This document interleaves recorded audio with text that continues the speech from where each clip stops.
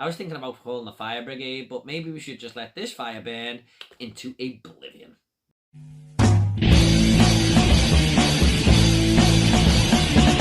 What is up, everyone? Movie Worm back again with another review, and it's going to be for the 2022 remake of Firestarter, and this is directed by Keith Thomas and stars Zac Efron and Ryan Kira Armstrong.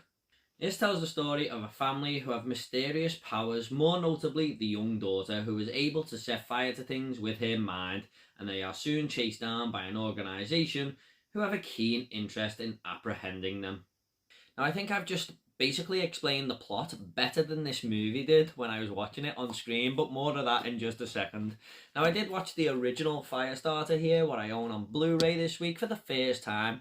I really did enjoy it, actually. Now, I can't do this review without comparing, but that is only natural, isn't it? So let's just get into it. Now, first off, I am very happy I watched that original movie because it kind of helped me in a way here with this one.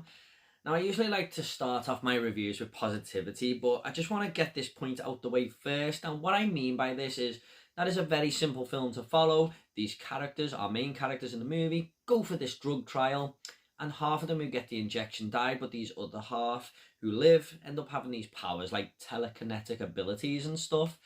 And the film just follows on from that. And it's very, very easy to follow, very simple concept. But here, this is all done in the opening credit scene with a little montage in the background and characters just speaking over the credits with a very, very grainy look to it. And I'm not going to be honest, I don't think it made sense. Even though I'd seen that original, I was scratching my head a bit going, they're not really explaining this properly. Now, if I hadn't seen that original film, I think I would have been a little bit lost here.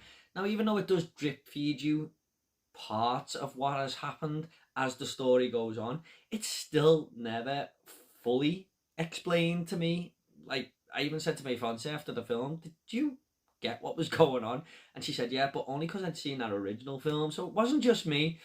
And basically they took a very, very simple story and overcomplicated it for no reason. Now, I did want to start with that point there because apart from that aspect of the movie, it's still very simple to follow. I mean, if you just put that to one side, this is a very easy 90 minutes that you can just sit back and breeze to and not have to be fully invested in. Now, that doesn't make it a good movie. It just stops it from being a terrible one. It's got watchability factor, let's just put it that way. And the movie does have a couple of good performances going for it. Good being the top level of what I can say for any of them. Zac Efron does a job here. But Ryan Kira Armstrong was definitely the standout out of all the characters because you can tell she's really trying hard with what she has to work with. And it did feel like she tried to get into this character as much as she could. However, it's nothing amazing or anything. She just stood out above everyone else. Please, I can help you. Liar, liar, pants on fire. This movie has some cool moments going for it, especially when things or people are set on fire. I mean, that's what we came to this movie for, right? One moment that stood out more than anything was when this guy got his whole face burned to a crisp there. And it looked kind of good on screen, actually. I was just like, whoa, put that guy out of his misery. However, everyone, I'm just trying to dress this movie up as best as I can. Because, let's be honest, this wasn't a particularly good movie at all, for many reasons. I mean, I kind of knew what I was in for straight away when I seen this very dull, grey and bland colour palette from the opening scene, and it didn't really brighten up at all through the movie, even when the fire came. And the only thing that could make dull, grey and bland even more dull, grey and bland is the characters that are thrown into this film. I mean, even Zac Efron, his acting is to a decent level, I'm not gonna lie, but his character just has zero to him apart from these little abilities he uses now and again that aren't very interesting at all. But most of the side characters as well, I mean, God, they just nothing to them. There's literally just boredom coming out of all their pores, and I just hated being around everyone apart from the young girl, Ryan Kira Armstrong, really, who is the most interesting character in the movie. There was just nothing to anyone at all. I think what my biggest flaw about this film was, though, it doesn't really attempt to do anything different from the original. I mean, apart from shortening and overcomplicating the plot at the start of the film and then totally shortening the third act, it just basically follows all the same story beats throughout the runtime, and when you break it all down, it virtually is the same film. And if you're going to do a remake, especially if you've got a good original movie there, why not try and do something expansive and go in totally new directions? I mean, that's another problem. They can't even better anything from that original either. I mean, all the characters in the original just had a little bit more something to them than in this one. The story was way better than the first because it takes its time and just simplifies everything. And even the best things about this movie, where Charlie is setting fire to things, that movie from 1984, may I add, done it way better than this. And the villains, my god, don't even get me started on them. I mean, it must be the biggest downgrade of this movie from that original. I really enjoyed Martin Sheen and George C. Scott, especially in that original film, as Rainbird.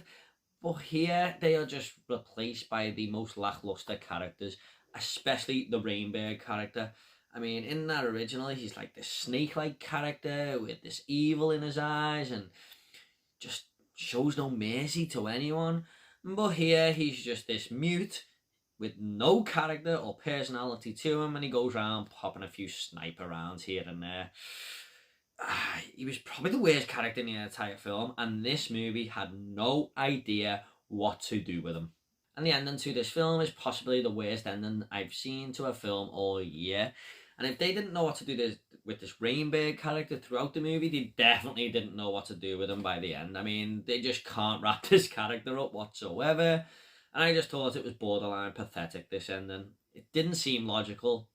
And I was just watching it, scratching my head, thinking, they think this is the best way to end this movie?